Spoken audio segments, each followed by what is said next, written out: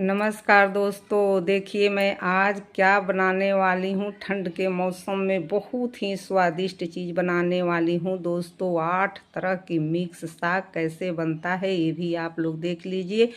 और ये भी देखिए, ये हो गया 8 तरह में। पहला तो ये चना, उसके बाद हो गया पालक, उसके बाद हो गया ये मेथी, मेथी हो गया। दूसरा हो गया ये पीला सरसों, और ये हो गया सोआ दोस्तों। देखिए ये सोआ की गड्डी हो गई। उसके बाद हो गया ये राई, उसके बाद हो गया बथुआ, बथुआ हो गया। सबसे लास्ट में हम डालेंगे धनिया पत्ता।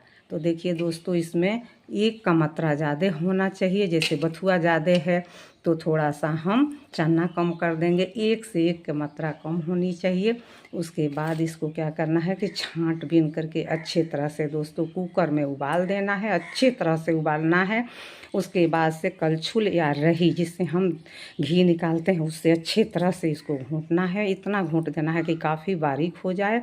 उसके बाद से इसमें छौंक लगाना है। छौंक क्या चीज़ का लगाना है दोस्तों? जीरा, हींग, तेजपत्ता और सूखी मिर्च, ये सबसे इसका छौंक लगाना है। सबसे मेन चीज़ है इसमें दोस्तों लहसुन, लहसुन ग्राइंड करके, और हरी मिर्च आप अपना जितना खाते हैं उस हिसाब से मिर्च डाल दीजिए और ग्राइंड करके छौंक में ही इसको भूज दीजिए, क्योंकि लहसुन की मात्रा इसमें ज़्यादा होता है दोस्तों।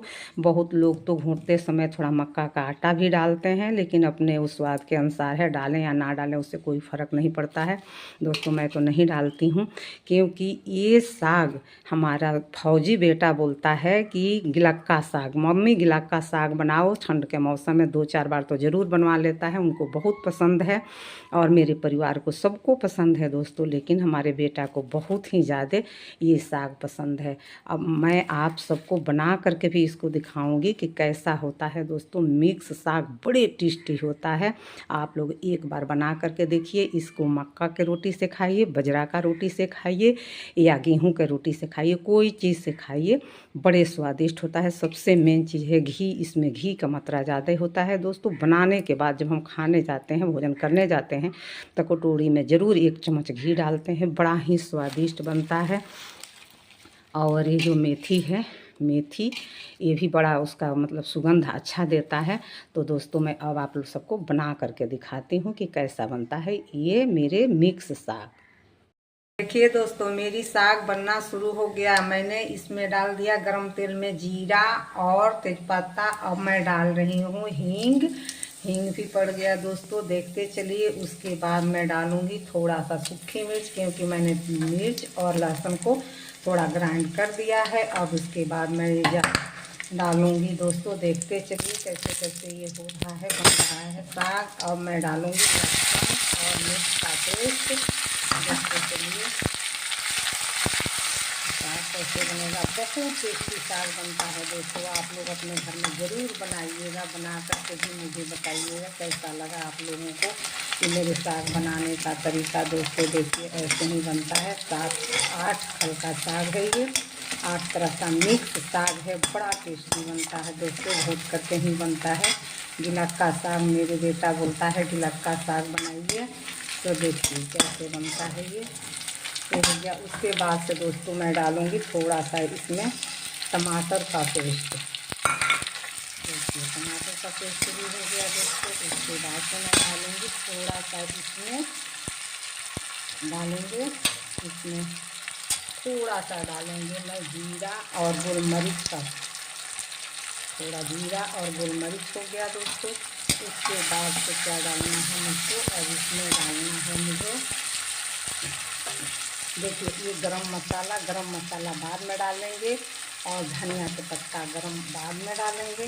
और ये मेरा हो गया। अब देखिए मेरा साग कितना अच्छा भून करके हो गया है। देखिए दोस्तों कितना पतला हो गया है, ये हो गया है। अब इसको मैं इसमें